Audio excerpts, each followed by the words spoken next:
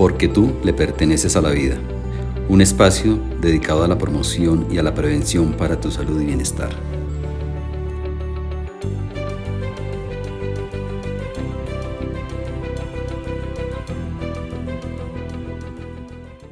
Nos encontramos otra vez en nuestro programa Tú le perteneces a la vida. Hoy nos acompaña la doctora María del Pilar Morales, médico cardiólogo perteneciente a nuestro programa de Cuidamos tu Corazón. Buenas tardes, doctora, ¿cómo está? ¿Cómo estás, María Clara? Encantada de estar aquí con ustedes. Muchas gracias por la invitación. No, a ti por acompañarnos.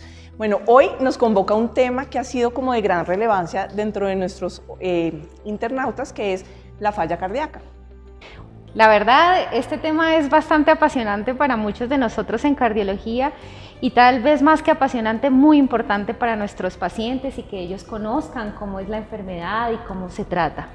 Bueno, hablando de eso, cuéntanos un poco de qué se trata esta enfermedad, qué lo genera, cuáles son los síntomas, danos así como un entorno sobre esta afección. Bueno, lo primero que tenemos que saber es que la falla cardíaca es un conjunto de síntomas y un conjunto de signos que abarcan la enfermedad del corazón.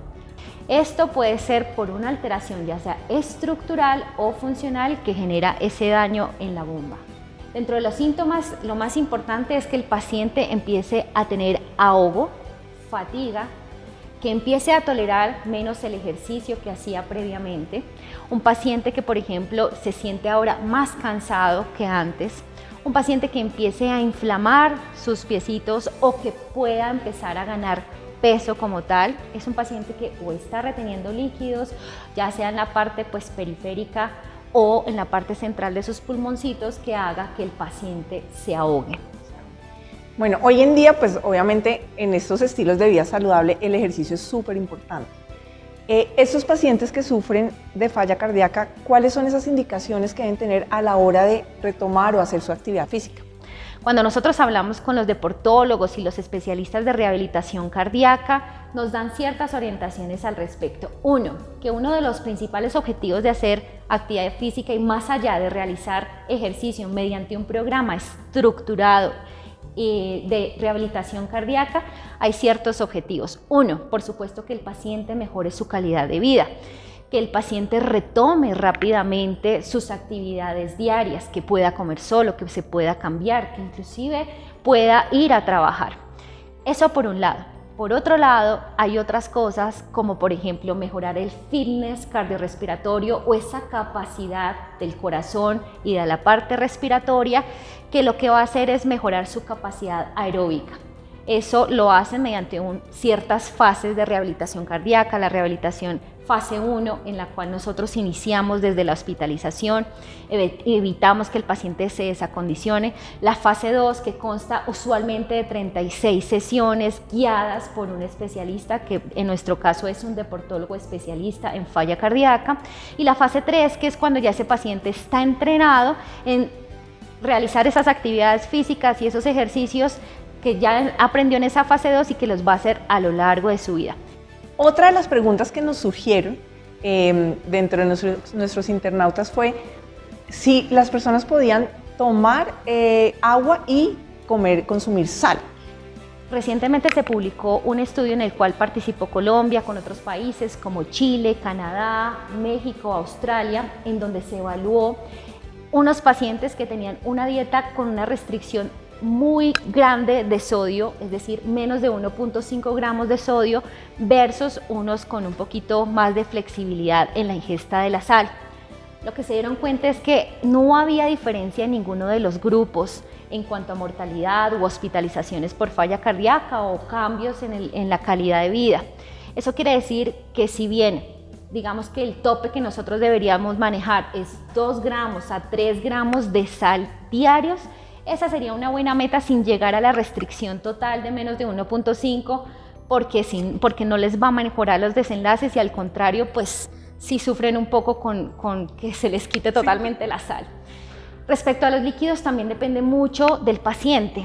Si nosotros tenemos un paciente que está estable, que está tolerando la medicación o inclusive a veces tiene la tensión un poquito, nosotros le liberamos la ingesta de líquidos. No es tan estricto que ellos lo hagan. Pero si está un paciente en falla descompensada, que está con moderados síntomas.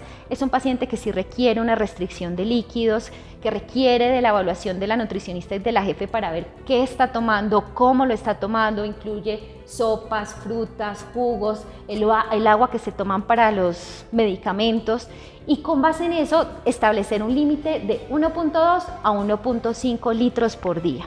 Hay otra pregunta que surge y es, digamos, ya un paciente que ha sido diagnosticado con falla cardíaca, por alguna razón dejó de tomar medicamentos. Entonces, les surge la inquietud, bueno, ¿lo retomo, no lo retomo, cómo lo retomo?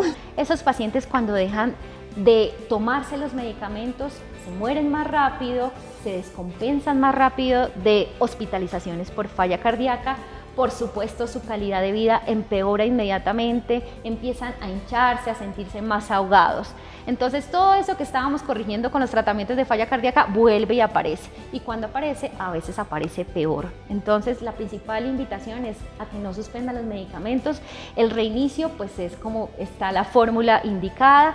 Si hay alguna duda o si hay alguna alteración o reacción secundaria a las drogas, no lo suspenda y por favor solicite una colaboración con la jefe o con el cardiólogo encargado para evitar que se suspenda como tal el medicamento y mirar otras opciones y estrategias para acomodar ese tratamiento sin suspenderlo.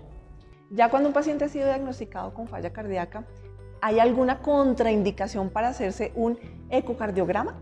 Bueno, con respecto al ecocardiograma, es una herramienta tal vez la más importante para nosotros como especialistas en falla cardíaca y en cardiología en general, porque es una de las herramientas más completas que nos da información de absolutamente casi que todo. Entonces el ecocardiograma viene siendo una herramienta importantísima para el diagnóstico inicial, para el seguimiento y también para la vigilancia a largo plazo de cómo está respondiendo el corazón. Ya para finalizar, ¿alguna recomendación que quieras dar? La mayoría de veces es evitable, como todo lo malo que pasa, siempre se puede hacer algo para evitar que eso suceda. Yo les contaba cuando les estaba hablando acerca de la etiología, de las causas de la falla cardíaca, que muchas no son propiamente del corazón como tal, sino que son secundarias a el tema de lípidos, la dislipidemia, el colesterol, el tema de la hipertensión arterial, el tema dietario y de peso, el tema de la actividad física y el ejercicio programado, el tema de todas esas cosas que nosotros podemos hacer para que genere enfermedad coronaria, unos malos hábitos de vida, que no comamos bien, que no hagamos ejercicio y pues creería yo al menos que vayan al médico para que les hagan un chequeo general. Mi lema es conozca sus números. Si uno conoce sus números, también sabe qué hacer con ellos a largo plazo y cómo puedo prevenir yo que me dé una enfermedad coronaria y asimismo evitar una falla cardíaca. Bueno, doctora, de verdad, muchísimas gracias por tu tiempo. Creo que hemos podido abordar de forma importante lo que es esta enfermedad de la falla cardíaca y bueno, como la doctora decía, a cuidar sus números y a estar pendientes de su salud. Muchísimas gracias. A ti, María Clara.